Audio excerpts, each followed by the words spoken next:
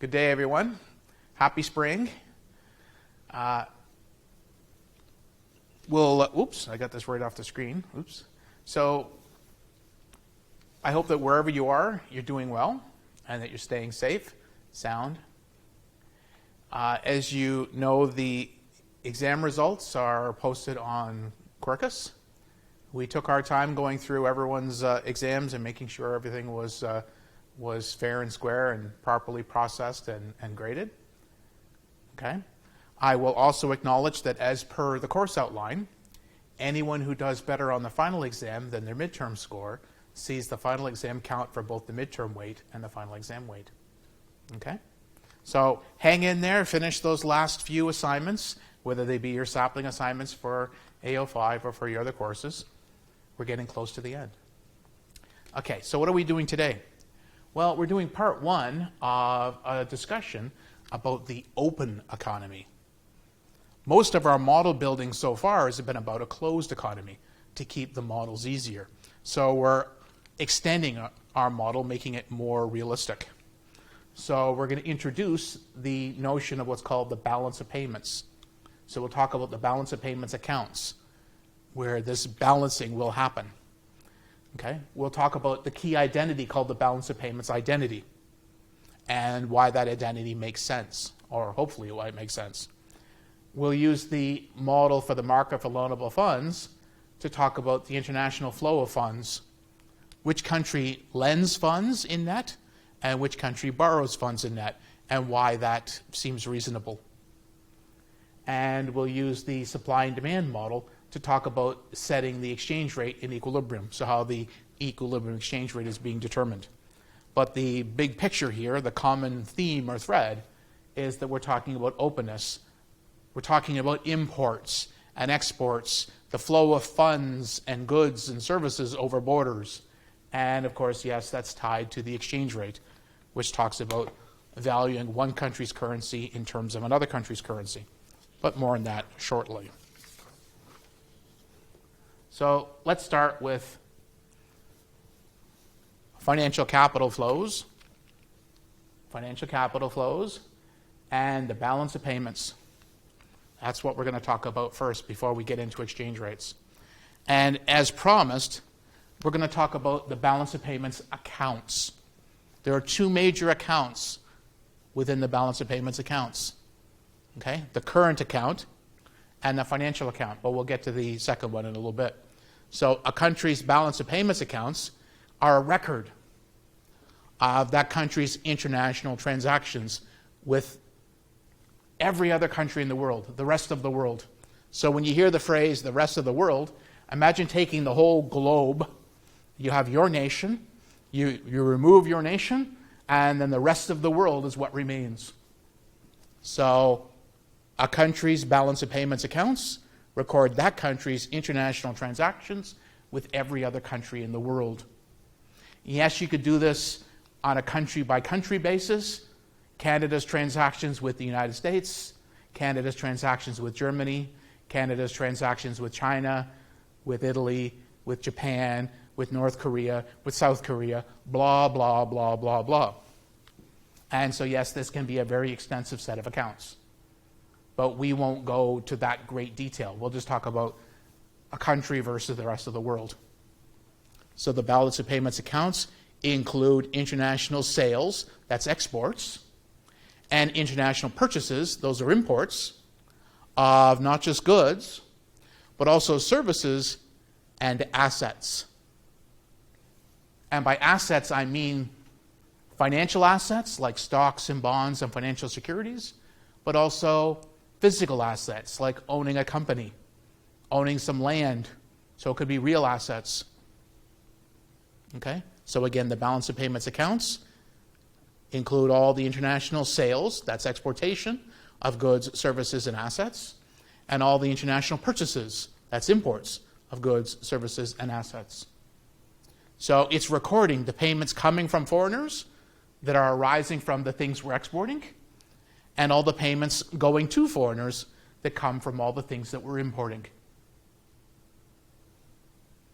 So the balance of payments accounts broken into two major sub-accounts. The current account, so current account and the financial account. The current account is acknowledging the movement of goods and services.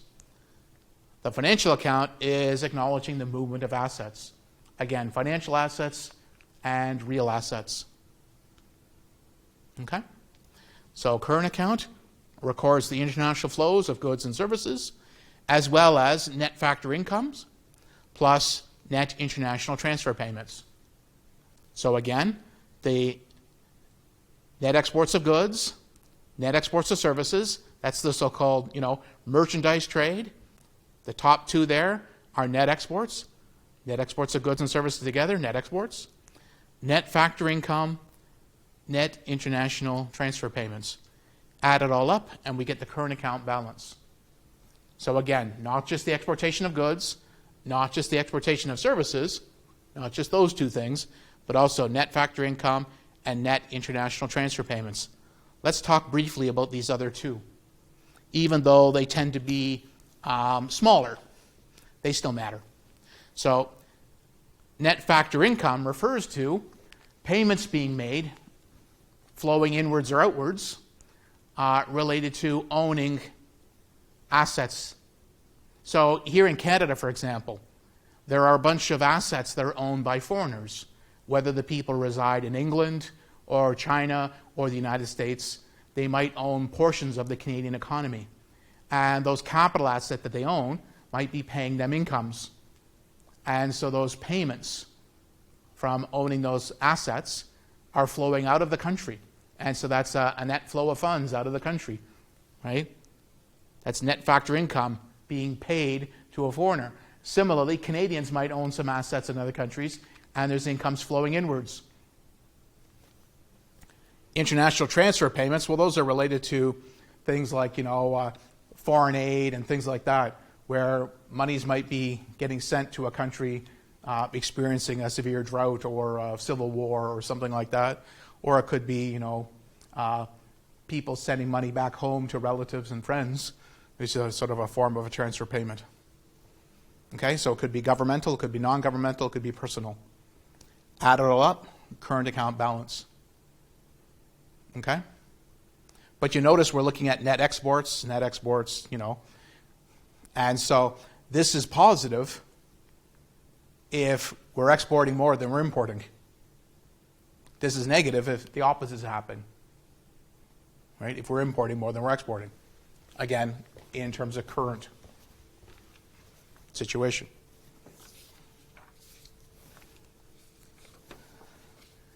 Now let's move over to the financial account. So the financial account, FA for financial account, records the sales, that's the exports of assets, financial and real assets, to people in other countries, and the purchases, that's imports of assets that we're buying from foreigners. So it's recording the net flow of financial capital over the border. That's the receipts and payments to foreigners arising from exporting and importing, right? Assets. All right? So this includes international transactions carried out by the private sector. That's households and firms. But when we talk about that private sector, we're also should add in there that the central bank could be playing a role here as well, because the central bank can buy and sell foreign assets also. Foreign assets held by the central bank are called official reserves. The kind of things that the central bank might own that are foreign are things like foreign exchange, foreign currencies. They might also own foreign government bonds, like American government treasury bills and treasury bonds, the Bank of England treasury bills and treasury bonds, or something like that. Okay? So when we as a nation sell, that is export assets to foreigners, we're experiencing a capital inflow. Right? As financial capital is flowing into the country as payment for the thing that we sold. So when we sell a portion of a Canadian company to someone abroad, right, we're experiencing a capital inflow because those monies for payment of the asset that we just sold is flowing into Canada. Okay? So when we sell or export assets to foreigners, we're getting a capital inflow because the payment is coming to us for the thing we sold. And that's true whether we're selling an asset that we owned that was a domestic asset. It's also true if we're selling an asset that's a foreign asset that we owned. If some Canadian entity owned an American firm and they sold a portion of it to someone outside of our country, it's still a capital inflow because the monies are flowing into Canada in return for the ownership of the asset that's being sold. Okay? When we buy, that is import assets from foreigners, we experience a capital outflow because financial capital is flowing out of the country to pay for the asset that we're buying. So the financial account, the export of assets minus the import of assets. Exporting assets, remember, that's a capital inflow.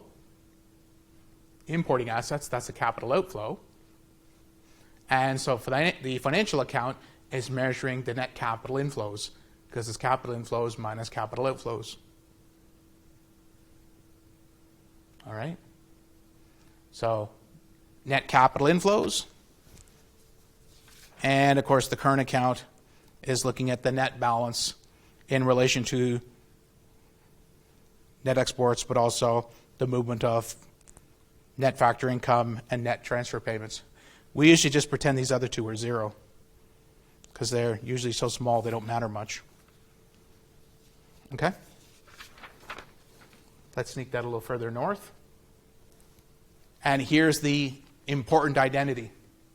Sounds like a bad psychology joke, right? An identity is an important thing to have. You should get one. You know, har, har, har. What? What are you saying? I don't have an identity? In mathematics, the word identity means an equation that holds as a definition. So when we take all the international transactions into consideration, so we consider our nation versus the whole rest of the world, the sum of the current account and financial account has to equal zero. That's the balancing here. If we have a positive balance on the current account, we have to have a negative balance on the financial account. And not just positive and negative, they have to add to zero. So we have a $10 billion surplus in the current account, we have a $10 billion deficit on the financial account, or vice versa. So that's the balancing. The current account plus the financial account balances to zero. The size of the current account is a mirror image of the financial account. It's just minus 1 times the financial account balance. So if this is plus 10 billion, then this is minus 10 billion times minus 1, makes that plus 10 billion as well. So remember, the financial account is measuring net capital inflows, and so that's net capital inflows with a minus in front of it. The current account then, given this balance of payments identity, is minus the net capital inflow. Another acronym for this then is, it's the net foreign investment, NFI, net foreign investment. Because it's measuring how much our country in net is investing abroad. If we have a $10 billion current account surplus, we have a $10 billion financial account deficit, because we got minus makes this plus 10. And we would say that in net, we have foreign investment of $10 billion. We're acquiring $10 billion worth of assets abroad by having this $10 billion current account surplus. Okay? In tiny, tiny little font at the bottom of the page, it mentions that when you look at the actual statistics, there are discrepancies. Don't worry about that. Don't worry about the discrepancy. We'll just assume or pretend this balances as zero. But it is a weird fact. If you look at international data, like data from the World Bank or the IMF, and you look at world trade, and you get, world trade as reported by each of the countries, Korea will say how much they exported to Canada, and Canada will say how much it imported from Korea, and the numbers don't necessarily match. And it's the same pair of countries. And remember, any exports from Korea to Canada must be imports from Korea to Canada, from Canada's perspective, and yet the numbers don't always balance exactly. There are measurement errors, there are mistakes, there are things that happen. Okay? So don't worry about the discrepancy. So now we're going to try and build a little model to model this net flow of funds. So to model the financial account. Remember, the financial account is recording the net sales. That's the net exports of assets to people in other nations. So to understand or model this account, we need to consider the flow of funds across borders. So we're going to use the loanable funds market from back in Chapter 10 to take a look at international flow of funds. And so here's the additional assumptions that we'll put here. We're going to have only two countries in our model. The home country, H for home, and the foreign country, F for foreign. All international capital flows are in the form of loans. Yes, that's why we're talking about the loanable funds market. And we ignore the impacts of the expected change in the exchange rate on capital flows. So we're not going to worry about additional complexities that might also matter. We're going to assume there's perfect capital mobility and there's no risk premium. That each nation has the same riskiness and neither of them is being charged a higher or lower interest rate in equilibrium. So net exports equals our net foreign investment. We've seen that just earlier. Okay? And so the implications of these assumptions on the loanable funds market goes like this. In equilibrium in the loanable funds market, well, that requires the sum of all the countries' net exports to be zero.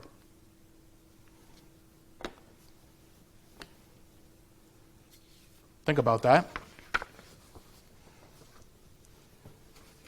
We're told that the current account plus the financial account has to equal zero for the home country. The same is true for the foreign country.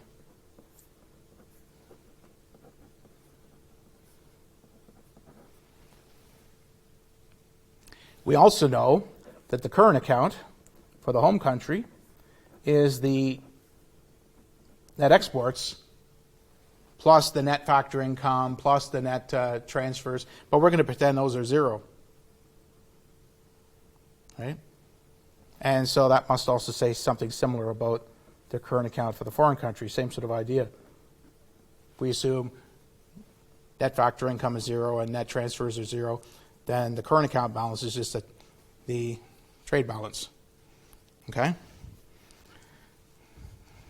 All right?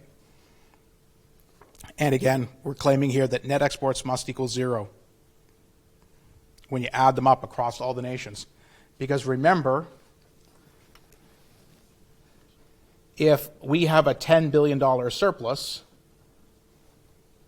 then the foreign country has to have a $10 billion deficit when there's only two countries. And you add up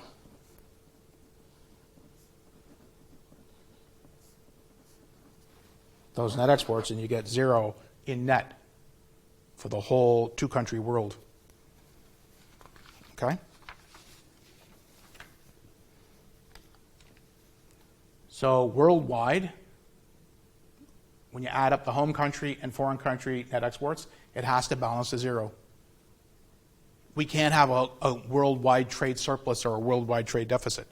Similarly then, the sum of all the international flows of capital, the NFIs, also has to equal zero. Because remember, NX equals NFI. In equilibrium, the domestic interest rate in the home country and the foreign interest rate in the foreign country has to equal the same interest rate, and that's the world interest rate, W for world.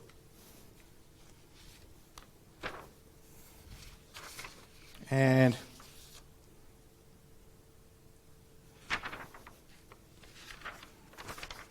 let me hide that for a little bit.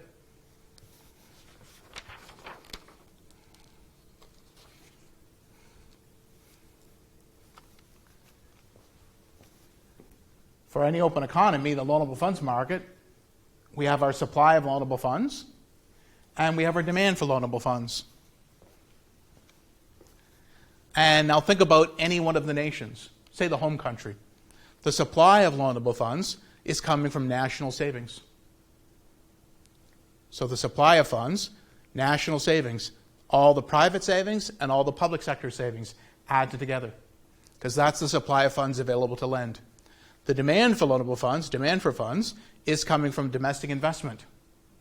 all the investment that firms, household, and the government want to undertake to build new capital.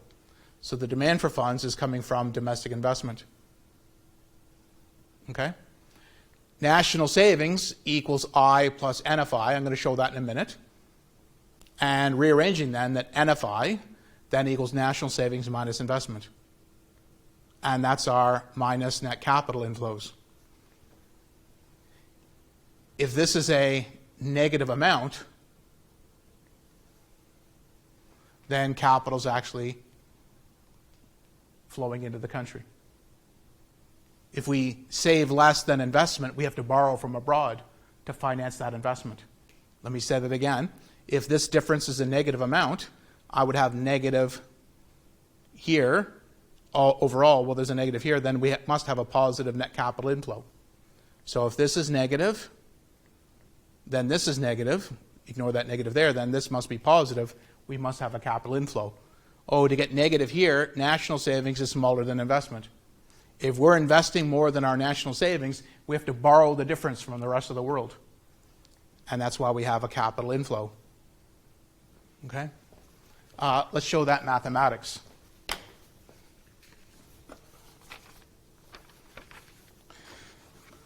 So, of course, we have an open economy.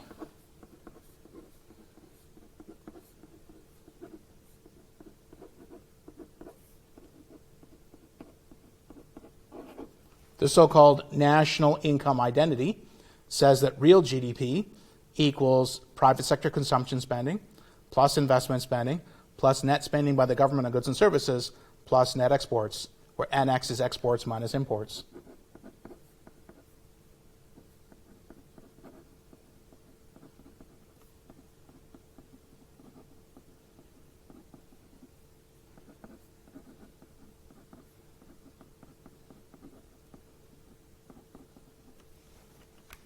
So we can think of this saying, this is the supply of output, and this is the demand for output. And it says, supply equals demand. Consumption spending, investment spending, government spending on goods and services, the trade balance. Okay? Let's rearrange this formula.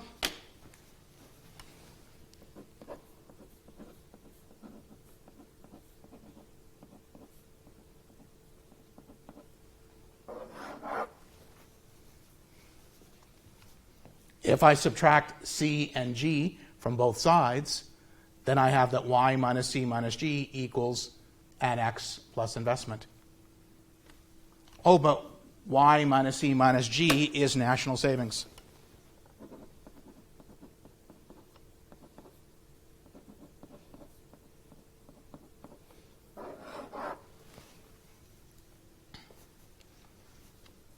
As a nation, if we've saved enough to finance all of our investment, then the trade balance will be zero in net.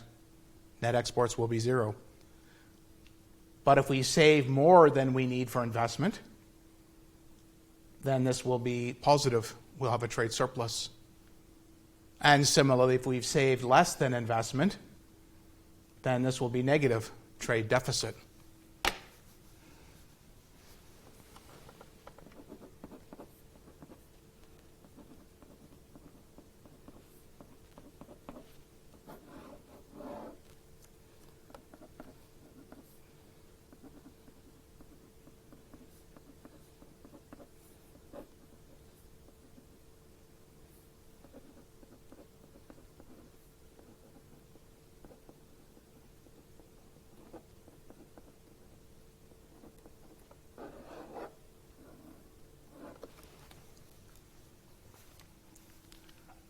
So the trade balance equals the difference between national savings and investment. If national savings equals investment, then NX has to equal zero. We have balanced trade. In net, the government, or sorry, not the government, in net, the country is neither borrowing nor lending. Notice I said in net. In net, we're not borrowing nor lending. The amount that we're lending out of the country and the amount we're borrowing into the country just canceled out and balanced. Okay, so balanced trade, and the country's neither borrowing nor lending internationally.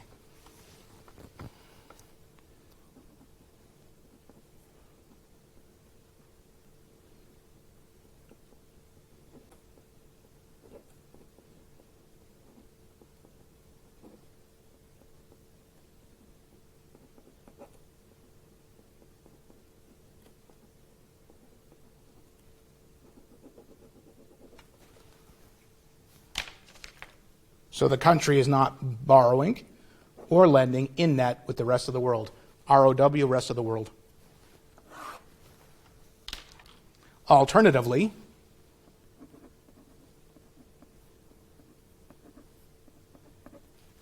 if national savings is more than investment, this is positive, we have a trade surplus.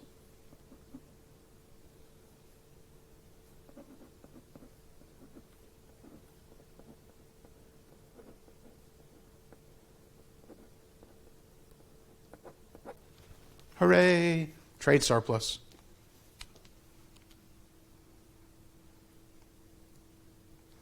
And that means the nation in net is lending to the rest of the world.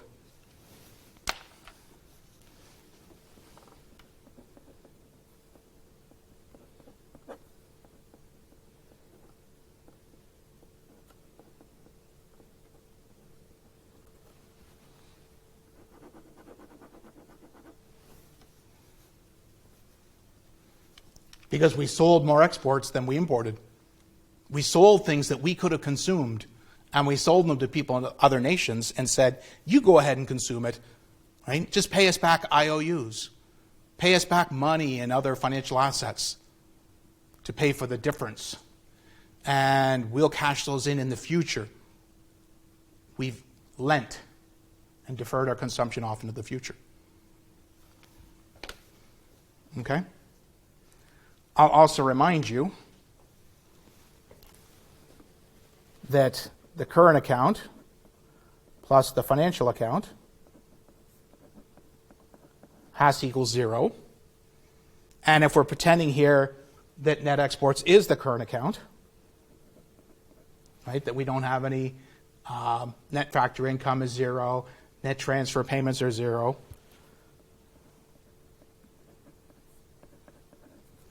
then this positive trade surplus means we must have negative balance on the financial account.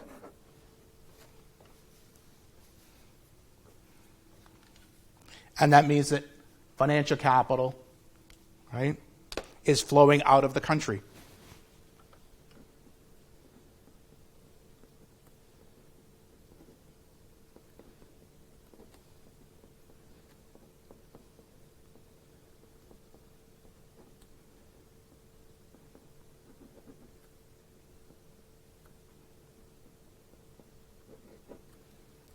Again, lending to the rest of the world because the financial capital is flowing outwards. It all makes sense. I'll acknowledge that if this makes sense, this makes sense. Similarly, if I flip this inequality here, I have to flip it there, and now that becomes a deficit, and the lending becomes borrowing. And this gets flipped. Now that becomes a surplus, and instead of flowing outwards, financial capital would be flowing inwards.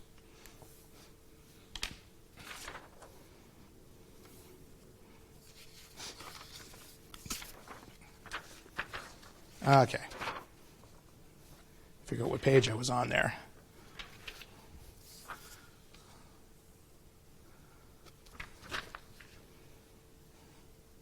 So let's go to our picture. Imagine this picture characterizes both of these countries, the home country and the foreign country's loanable funds markets. There's the supply of funds in the home country. There's the demand for funds in the home country. There's the supply of funds in the foreign country. There's the demand for funds in the foreign country.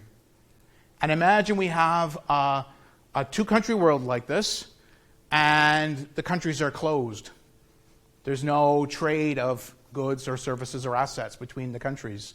If the countries are closed, then the intersection right there and the intersection over here are the closed economy equilibrium points. That's the loanable funds market equilibrium in the home country. That's the interest rate with a closed economy. And there's the loanable funds market equilibrium in the foreign country. There's the closed economy interest rate. You'll notice the home country has a higher interest rate versus the foreign country. And so initially, where the supply and demand for funds intersect, the home country has a bigger interest rate in equilibrium. than the foreign country does. Again, closed economy equilibrium. Investors then must be feeling that the home country's assets are more attractive because they're paying a better interest rate. If I'm a saver, I want to earn the biggest interest rate I can get. And so right now the borders are closed and the people in the foreign country are looking across the border going, wow, things are so nice over there. The savers are earning a high interest rate. Gosh, I wish I earned that interest rate because I'm only earning this one. The assets in the home country are paying a better interest rate. They're more attractive. And so when you open up the border and allow funds to flow inwards and outwards, funds will flow from the foreign country over to the home country to try and get that better interest rate. The foreign country is going to end up lending in net. And the home country is going to end up borrowing in net. So because of that differential, home countries are more attractive. Home will export assets and import, right, funds. They'll be selling assets to the foreign country, and the home will experiencing a net capital inflow. And the net capital inflow will be the gap between the supply of funds and the demand for funds at the single world interest rate.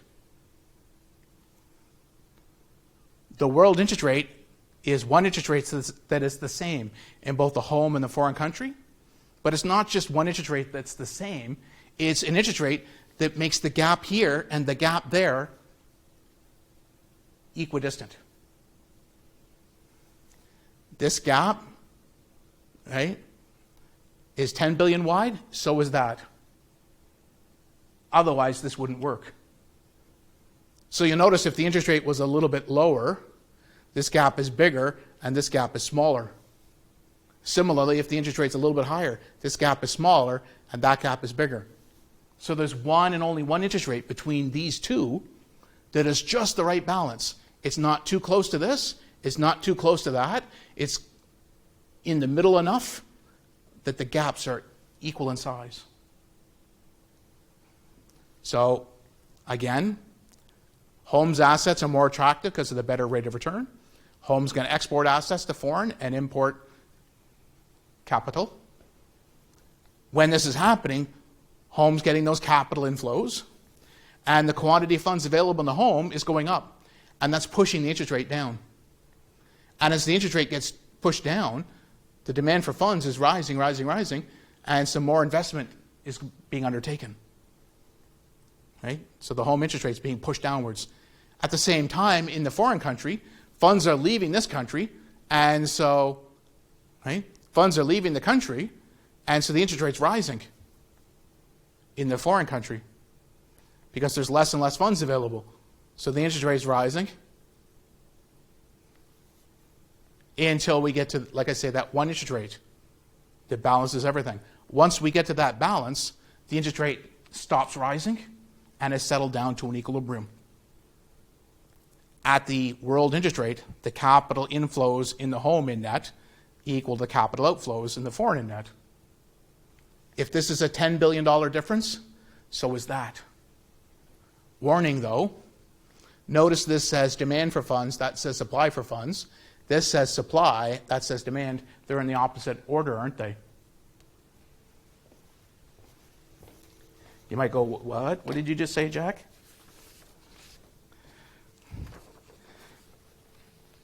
Remember we said that net exports is S minus I. That means that net exports equals, right, that savings is where that supply for funds is coming from. It's the gap between the supply of funds and investment is the demand for funds.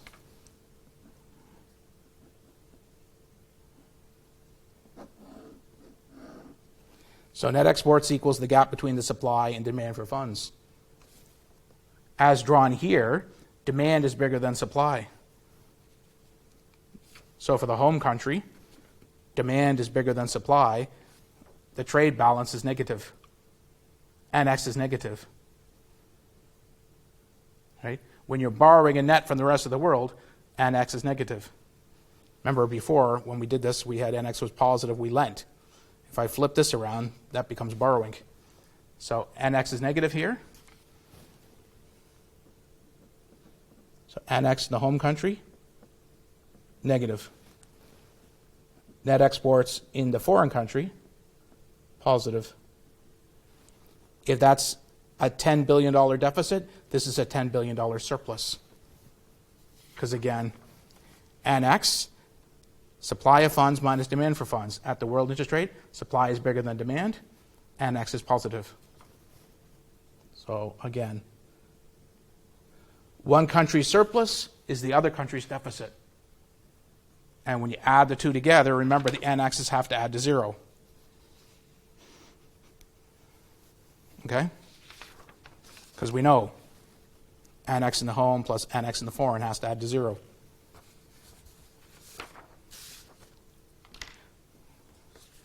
That was kind of involved, but it is what it is.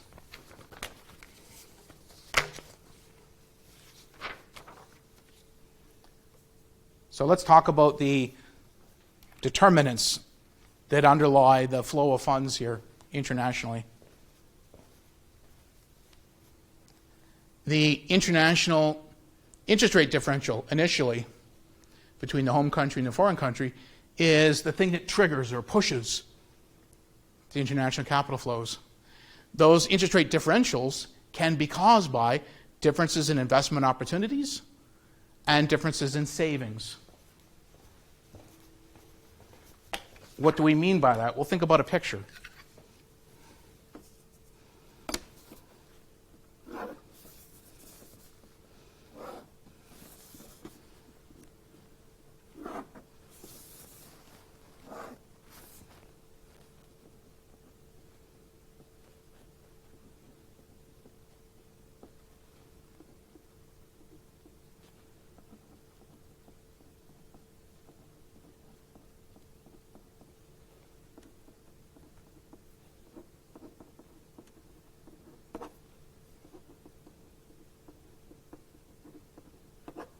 So the home country, the foreign country. Supply of funds and demand for funds in the foreign country, interest rate in the foreign country. And similarly, supply and demand for funds in the home country, interest rate in the home country.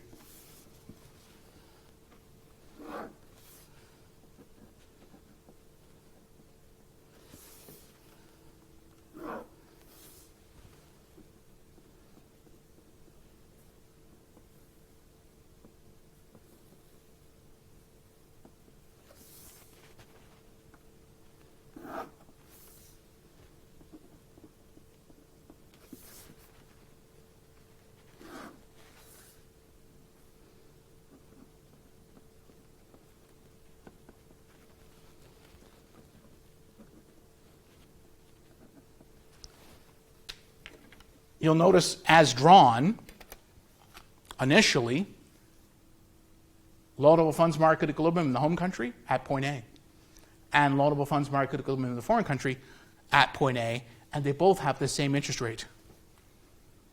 There is no international interest rate differential.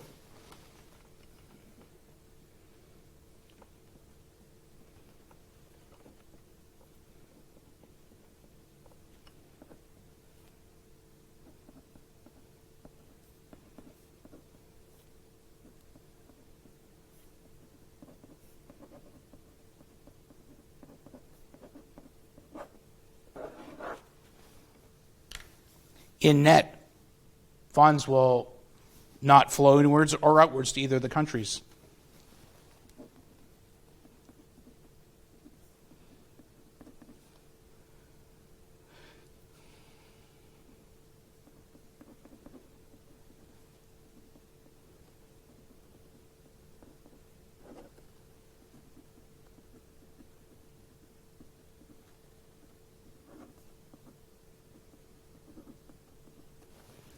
So in net, neither country is a borrower or a lender. And remember, again, in net. That means, of course, then that NX in the home country is zero, and NX in the foreign country is zero. We have balanced trade. no surplus or deficit. Now let's go back to the statement. It's international interest rate differentials that trigger capital flows. There's no differential here, there's no triggering. It says the differential can be caused by differences in investment opportunities. This is the investment curve. That's the investment curve. I've tried to draw these so that they look very similar. Similar shape, similar slope, similar locations. And same with the supply funds. Similar shape, similar slope, similar locations to line up these equilibria at the same places. So there was no difference in investment opportunities, demand for funds. And there's no differences in saving opportunities. That's the supply of funds. If this country is really good at savings, if suddenly the savings curve were to shift like that, now that will be the new equilibrium in the home country, and now we won't have equality anymore. We won't have balanced trade.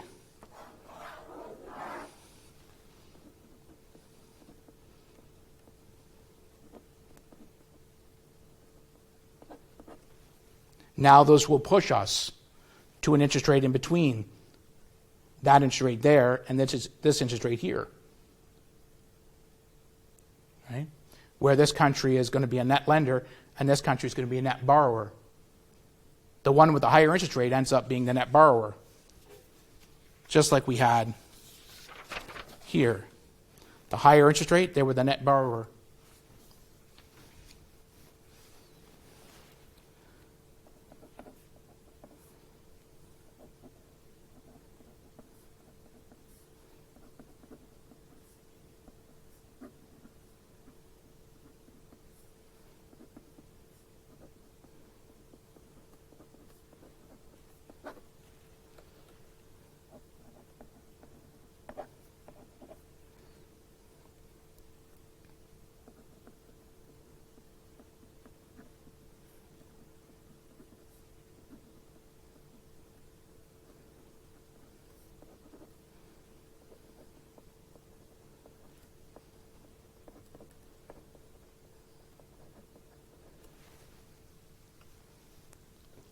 So following that shift, now the foreign will be a net borrower and the home will be a net lender once we find that interest rate that balances everything out.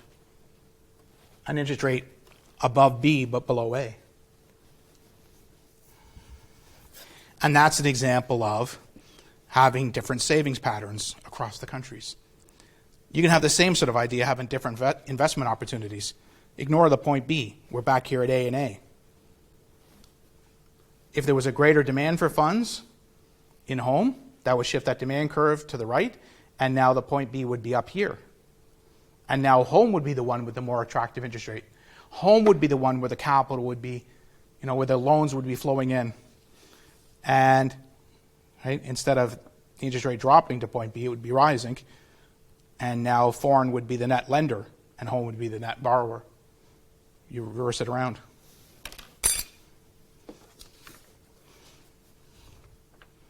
Okay? Let's take a look at a numerical example. So again, two countries, and we're given the demand curve and supply curve in the home country for loanable funds, and similarly the demand and supply curves for loanable funds in the foreign country. And we're told the countries don't trade, so closed economy. Oh, great. Then the home country will set its supply curve equal to its demand curve to find the interest rate. So 20 plus 16 times the interest rate equals 25 minus 4 times the interest rate. Okay, take that 20 over here and subtract it, we get 5. Take this minus 4 over here, we have to add it, and now we get 20 times the interest rate. Dividing both sides by 20, we have 5 divided by 20, and that's 0.25. 25% interest rate in the home country. Similarly, go to the foreign country. Set supply, 15 plus 10 times the interest rate in the foreign country equals demand, 26 minus 10 times the interest rate. Take this 15 over here, we have to subtract it, leaving 11 behind. Take this minus 10 over here, it now becomes plus 10. Now we have 20 times the interest rate. Dividing both sides by 20, the interest rate is 11 divided by 20, which is 0.55 or 55%. The foreign country has the big interest rate, the bigger interest rate, and the home country has the smaller interest rate. So since the foreign interest rate is bigger than the home one, we expect capital to flow from the low interest rate jurisdiction, home, into foreign. Foreign will be a net borrower, which means they're going to have a trade deficit. Home will be a net lender, which means they'll have a trade surplus.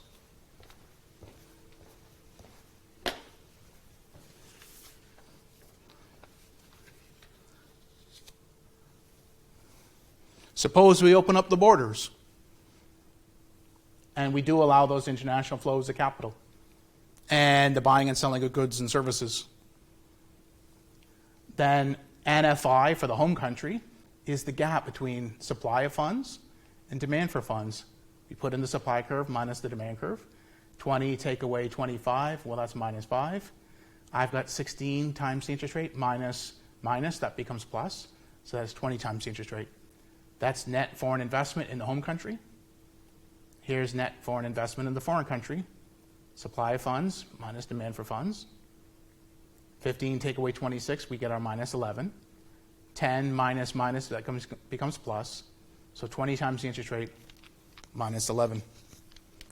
Equilibrium, the sum of the NFIs have to equal 0. Oh, okay. So this plus this has to equal 0 at the one single world interest rate.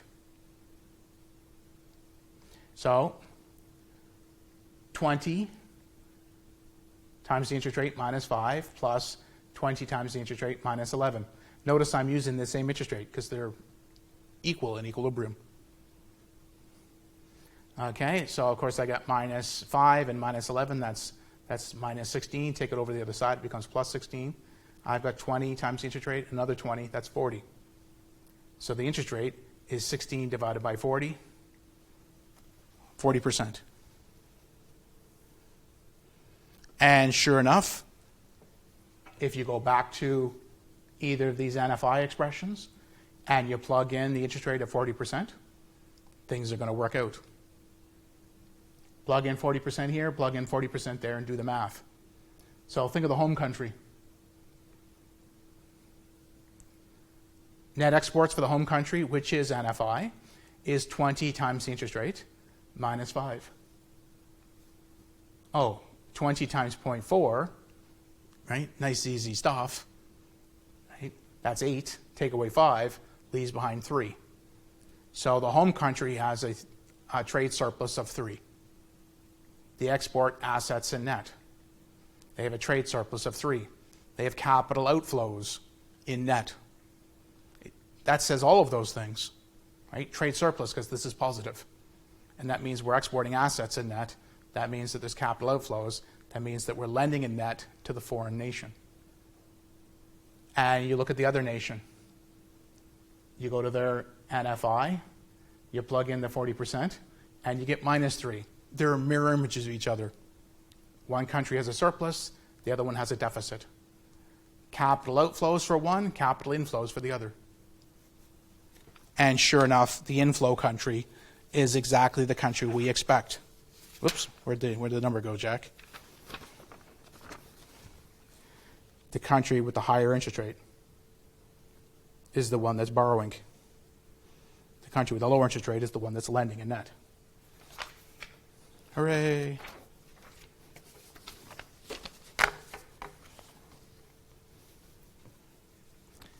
Why don't we take a break? So now we turn our attention to the role that is played by the exchange rate. Okay? So we've already acknowledged, but it's worth repeating, that a country's balance of payments accounts are a record of all the country's international transactions with the whole rest of the world. It also can be thought of as giving us the sources of the demand for and supply of our country's currency on the world foreign exchange markets. Because when we're exporting something, whether it be a good or a service or an asset, people in other nations have to buy our currency to buy that exported item or thing. Similarly, when we're importing something, we have to go buy someone else's currency, which means we're selling our currency. So exports of goods, services, and assets tend to result in demand for our currency on the foreign exchange market, and imports of goods, services, and assets tend to represent sources of supply. Okay? And so yes, there's a whole worldwide market for foreign exchange. So we're going to talk about a single sort of supply-demand model to discuss the determination of the exchange rate in the foreign exchange market in equilibrium. So we want to understand more about the exchange rate, though, before we dive into that model. So the exchange rate, we'll use E for exchange rate, is the relative price of one currency in terms of another currency. So an exchange rate is a relative price ratio. How many British pounds can I buy per Canadian dollar? How many euros can I buy per Canadian dollar? So it's the purchasing power of one country's currency in terms of buying another country's currency. So in our class, the exchange rate is quoted as the number of foreign currency units that you need to exchange, right? That you need to exchange in order to buy 1 unit of domestic currency. So E for exchange rate, number of foreign per domestic. So number of foreign per domestic. So how many American dollars can you get with 1 Canadian dollar? That's what E represents. How many euros can you get per Canadian dollar? How many Japanese yen can you get per Canadian dollar? How many Turkish lira can you get per Canadian dollar? And unfortunately for Turkey these days, that's a lot. But anyways, so the exchange rate is being determined in the foreign exchange market, which is mainly what's called an over-the-counter market. What that means is the market doesn't happen in only one place. It's not like the New York Stock Exchange where all the trades happen on servers in one particular place. So over-the-counter market means it's all over the world. All kinds of major banks and other institutions stand ready to buy and sell currencies. When the exchange rate, number of foreign per domestic, rises, this means that more foreign currency is being needed to get one domestic currency unit. So in this situation, when the exchange rate is rising like that, we say that domestic currency has appreciated in nominal terms. Our nominal money now buys more foreign nominal money, thanks to the appreciation. Similarly, when the exchange rate drops, that means that fewer foreign currency units are now required to buy a domestic currency unit, and the domestic currency has depreciated. Of course, since exchange rates are relative, if one country's currency appreciates against another, then the other country experiences exactly the opposite. Right? So when one country appreciates, sees their currency appreciate, the other currency depreciates. So earlier I made reference to the Turkish lira. And lately the Turkish lira has been depreciating. It has been for several years, but lately it accelerated again and went into another nosedive. And so the Turkish lira has been depreciating, and the Canadian dollar has been appreciating when you compare the two relative to each other. Right? Think of it like one of those teeter-totters, a lever. Right? If one depreciates, the other one appreciates because it's a relative comparison. Okay? So again, we're talking about the relative price. Quoting one nominal exchange rate from yesterday, March 22nd, 2021, E, Canada-US, 1 Canadian dollar would buy about 80 cents American.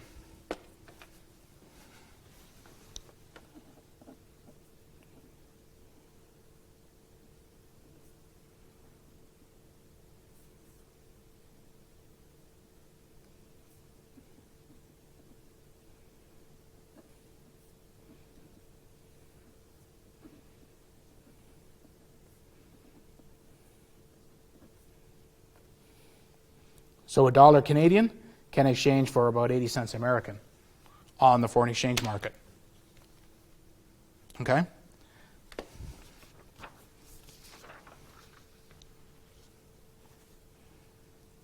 So let's continue with that, and let's talk about that exchange rate again in equilibrium.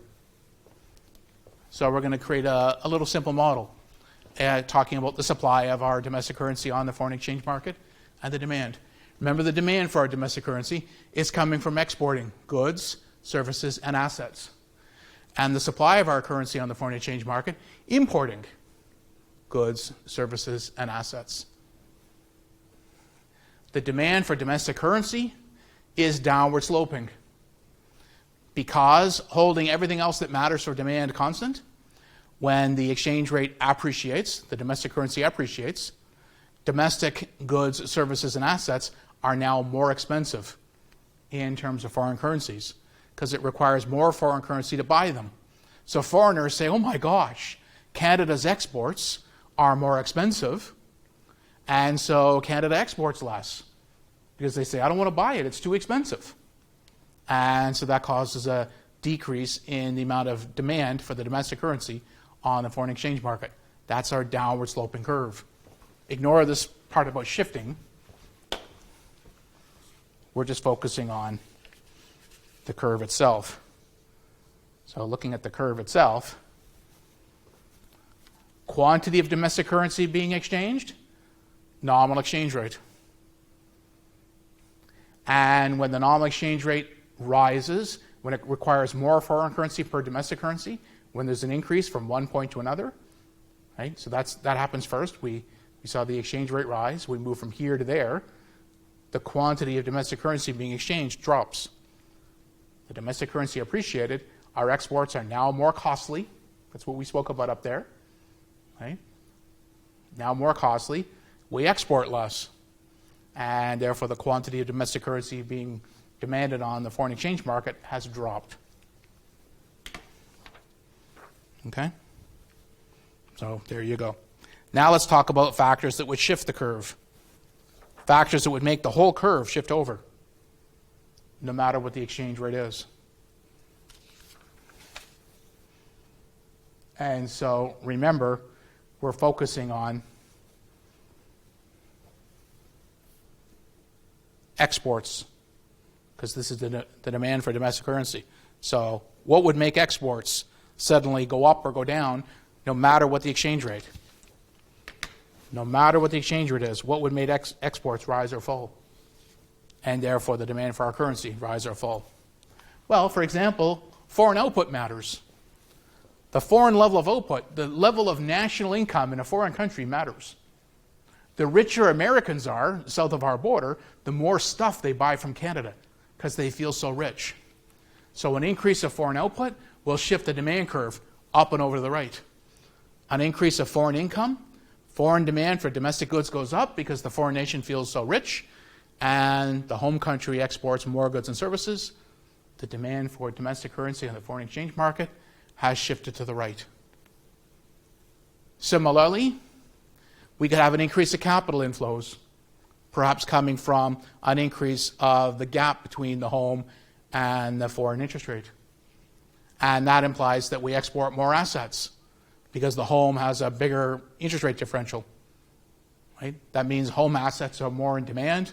We export more assets, but to buy the assets, people have to rush to the foreign exchange market and buy domestic currency. So the demand for domestic currency has shifted to the right, independent of the exchange rate. Other things that would shift the curve to the right? Any other factor that impacts exports of either goods, services, or assets.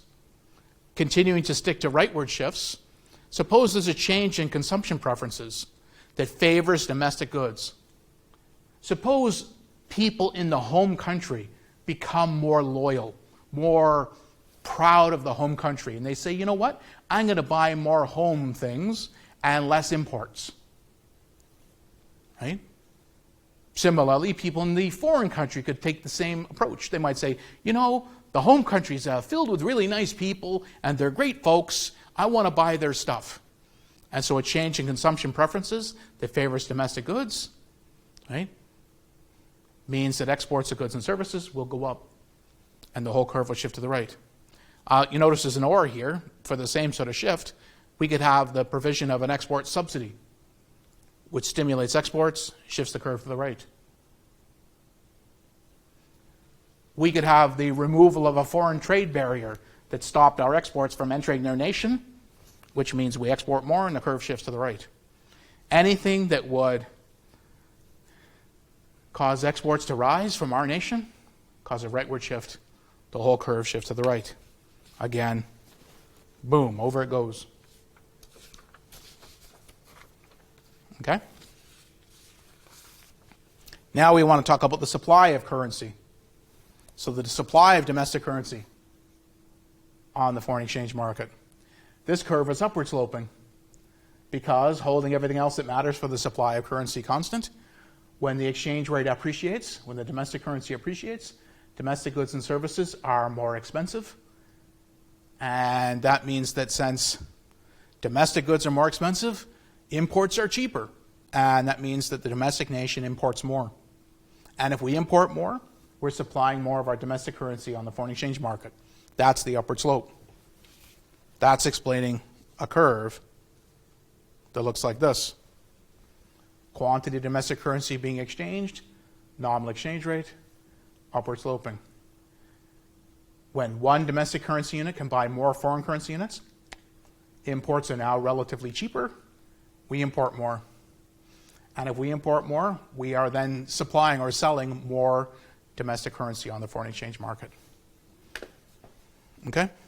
And yes, this whole curve could suddenly shift right or left if other things change. Well, let's talk about some of those other things. Remember, we were holding a bunch of other factors frozen earlier. Well, domestic output matters. Remember earlier when we talked about the demand curve, we said that foreign output will influence how much we export. Well, domestic output will influence how much we import. The richer Canada is, the richer the home country is, the more we tend to import. That's what richer countries tend to do. Think about yourself as an individual. The richer you become as you live your life cycle, the more you tend to import. I don't mean you import 3 cars instead of 1. Well, maybe you import an expensive car instead of a cheaper one. When you're poor, maybe you get a South Korean automobile because it was economical. But when you become richer, well, I'm going to get a German one, and because I wanted one or whatever. So an increase in domestic output causes a rightward shift of the supply curve, because when the home country is richer, domestic demand for foreign goods goes up. That means we import more, which means we supply more domestic currency on the foreign exchange market. That's the rightward shift. The whole curve shifted to the right, independent of the exchange rate. If there's more capital outflows because the interest rate differential dropped, this implies more imports of assets. Again, rightward shift. And finally, any other factor that influences imports of goods, services, or assets can shift the curve right or left. Since we're focusing on rightward shifts here, this would have to be a change that favors more imports. So maybe a change in consumption preferences that favors foreign goods over domestic goods. Maybe Canadians suddenly wake up one day and say, foreign-made goods and services are better than Canadian. Canadian are filled with toxic materials and poorly made and blah, blah, blah. I want to buy foreign. That's a change in consumption preferences, where people say, I need to buy foreign. We want to import more. That means that we sell more domestic currency in the foreign exchange market. The supply of foreign currency on the foreign exchange market rises. Alternatively, we could have a decrease in import tariffs. There's import tariffs slowing down the flow of imports into the nation. If we lower that tariff barrier, then more imports will flow in, which means that we'll be supplying more domestic currency on the foreign exchange market. Okay.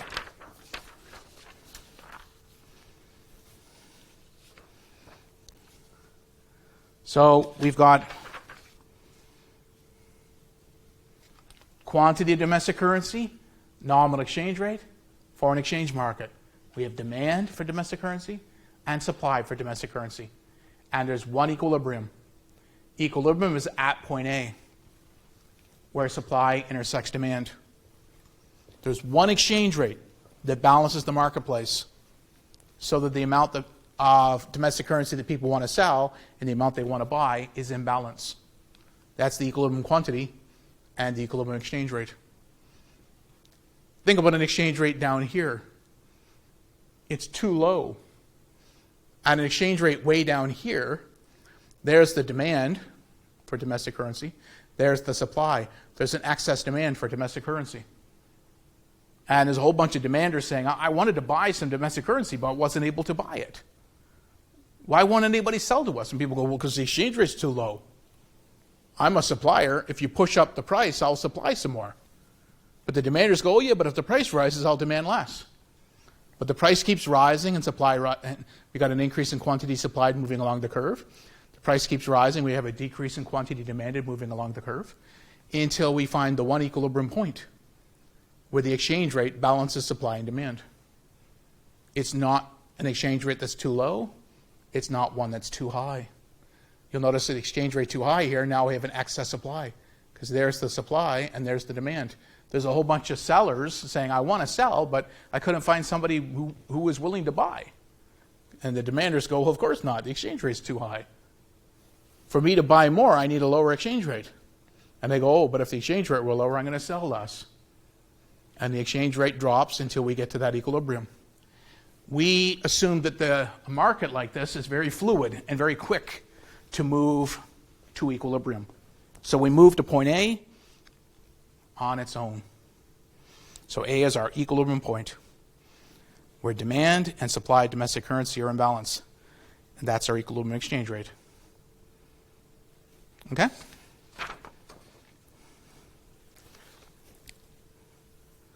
Imagine we're at equilibrium at point A, and the government comes along and they provide an export subsidy. They say, we're going to change the economy. We want to introduce an export subsidy. An export subsidy makes domestic goods less expensive in the rest of the world, and that means that we're going to export more of those goods. And it means the demand for domestic currency now shifts to the right, because more people want to buy Canadian goods in world markets. And that shift to the right, to this new demand curve, D prime, well, at the initial exchange rate, we now have an excess demand, because demand is over here and supply of funds is still on the supply curve. The initial equilibrium exchange rate is no longer an equilibrium exchange rate. The domestic currency will experience a appreciation as the exchange rate appreciates as we move up to point B. Right? The exchange rate moves from E0 to E1. And point B is our brand new foreign exchange market equilibrium. Okay? Well, let's see that with some numbers. So suppose we can model the balance of payments accounts for the home country, right, using the following expressions. Assume there are no other international transactions besides the ones listed here. So the exports of goods and services equals 20% of the foreign GDP minus 30 times the exchange rate. Imports of goods and services, right, 0.125 times the home income plus 20 times the exchange rate. Purchases of foreign assets by domestic residents, those are imports of assets, 140 minus 2,000 times the differential between the home and foreign countries' interest rates. And exports, X for exports, purchases of assets by foreigners, 225 plus 1,500 times the interest rate differential. Notice it's the same interest rate differential. Home minus foreign, home minus foreign. But this has a positive, that has a negative in front of the coefficients, which should make sense. The interest rate is expressed in decimal points. So if you get little I equal to 0.05, that means 5%. But we still use 0.05 as the number everywhere. So we're asked to use this information and find the equilibrium exchange rate. If the home country's income is 6,000, the foreign country's income is 8,000, the home country's interest rate is 6%, and the foreign country's interest rate is 4%. Okay? And yes, the interest rates are different, maybe due to a risk premium. Right? I mentioned earlier, for example, the Turkish lira is not having a good time these days on the foreign exchange market. Well, not surprisingly, the interest rates in Canada and interest rates in Turkey are not quite the same. Interest rates in Turkey are way higher than they are in Canada because of risk premia, inflation risks, and things like that. So demand for domestic currency is related to exporting goods, services, and assets. Exports. Oh, exports, exports. So we take this expression, write it down. And we take this expression, write it down, add them together. Oh, okay. I got my 225. I got 20% of the foreign income. I've got the 1,500 times the interest rate differential, and I got minus 30 times the exchange rate. Hooray. And now the supply of domestic currency related to imports. Oh, find the imports, write it down. Find the imports, write it down, add it up. So 140 plus 0.125 times the home income, minus 2,000 times the interest rate differential, plus 20 times the exchange rate. So demand, supply. You will notice everything else the same. There's a negative in front of the exchange rate. The demand curve is downward sloping. The bigger is E, the smaller the quantity demanded. You'll notice when you look at the supply curve, everything else the same. There's a positive in front of the exchange rate. The supply curve is upward sloping in the exchange rate. So good for us. Equilibrium, of course, where the two curves intersect.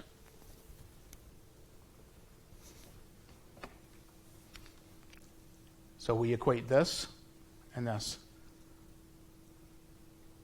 So that, there she is again, equals that. Demand equals supply. And then we plug in the home country income, the foreign country income, the interest rate differential. You plug all those in, right? Foreign country income, home country income, interest rate differentials. Remember, 6% and 4%, well, that means 0.06 and 0.04, converting it into the proper numbers. And now we have expressions that only involve E. We take our time. And when we rearrange this, we get that 50E equals 1,005. Dividing both sides by 50, the equilibrium exchange rate is 20.1. One domestic currency unit trades for 20.1 foreign currency units. That's what that means. All right. I should also acknowledge that the exchange rate we've been talking about is a nominal exchange rate. How many foreign currency units can you buy per domestic currency unit? We're trading nominal money for nominal money. So the exchange rate, E, number of foreign per domestic, is a nominal exchange rate. It's unadjusted for international inflation rates or price differentials. The so-called real exchange rate, R for real exchange rate, foreign per domestic, is an exchange rate that's adjusted for international price differentials. So the real exchange rate is the nominal exchange rate times the home country price level divided by the foreign country price level. So that's the home country GDP deflator. That's the foreign country GDP deflator. Okay? If this price ratio is 1, then the real exchange rate is the nominal exchange rate. But if this price ratio is not 1, if it's more or less than 1, then the real exchange rate is the nominal one that's been adjusted for this price differential. We believe in economics that a country's real exports and imports and current account depend on the real exchange rate because agents decide on their optimal profit maximizing and utility maximizing decisions based on inflation corrected data, real stuff. So they look at real things. So we believe a country's real exports and imports and trade balance and current account depend on the real exchange rate because a country's products become cheaper only when a country's currency depreciates in real terms. Okay?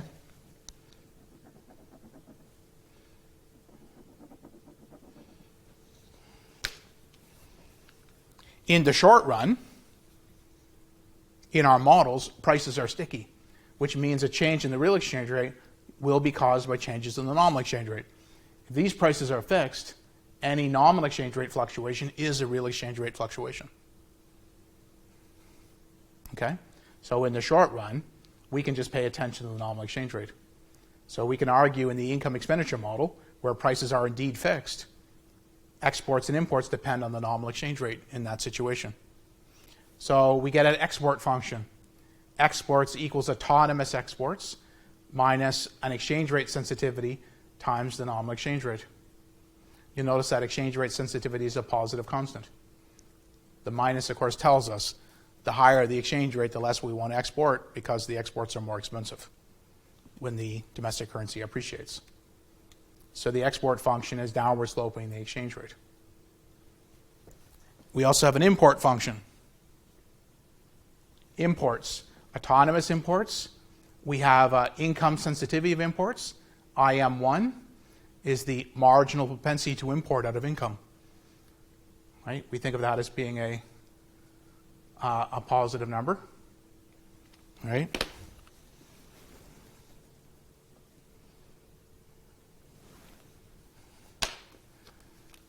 And we got plus IM2 times the exchange rate, where IM2 is another positive number. Imports are upward sloping the exchange rate. Right? The higher the exchange rate, the more the domestic currency appreciates. The cheaper imports are, the more we import.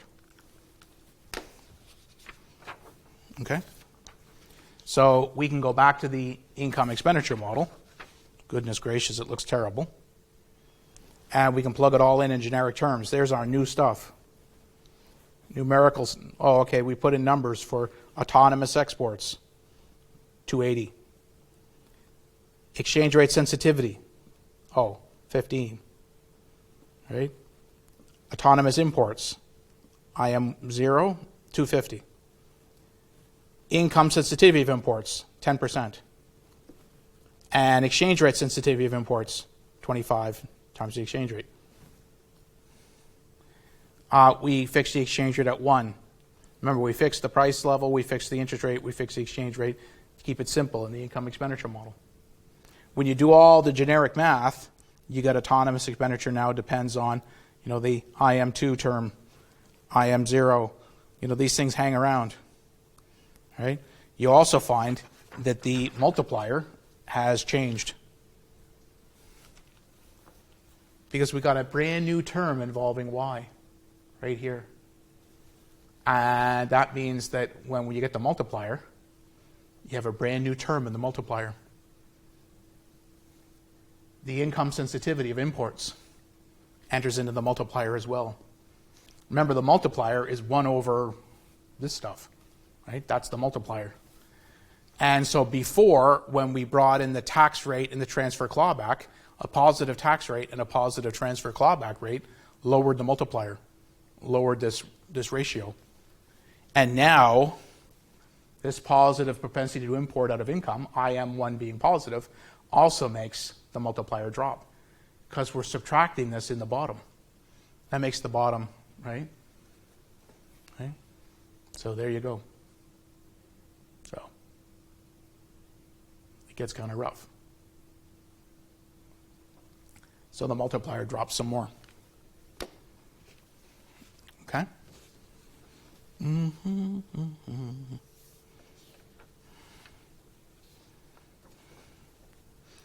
the reason why I say that, of course, is because that's subtracted inside of these brackets. And there's a subtraction there, so it's subtracted, but with a positive. It's actually being added into the bottom. The bottom gets pushed up, the ratio gets pulled down. So it makes the multiplier drop some more. Okay? So let's go back to this. Imagine now this is our stuff. That's a lot easier. Give an interest rate, give an exchange rate, blah, blah, blah, blah, blah. Right? And away we go. Solve for equilibrium the same way we always did. Step 1, find disposable income as a function of y. Disposable income is always y minus t plus transfers. And you plug it in and find disposable income. Step 2, express consumption as a function of y. by plugging in the fact that consumption is a function of disposable income, and rearrange. Step 3, get our planned expenditure function as a function of y. So planned expenditure, C plus I plus G plus exports minus imports. Plug in the exchange rate of 1. Plug in the interest rate that was given, right? And carefully do your maths. Collect all your terms and planned aggregate expenditure, 1900 plus 1/2 of y. Again, found by C plus I plus G plus exports minus imports. And again, you've plugged in the exchange rate and you plugged in the interest rate. Now solve for equilibrium. Remember, equilibrium is on the 45-degree line, where planned aggregate expenditure crosses the 45-degree line. So y equals planned aggregate expenditure. Y equals 1900 plus 1/2 of y.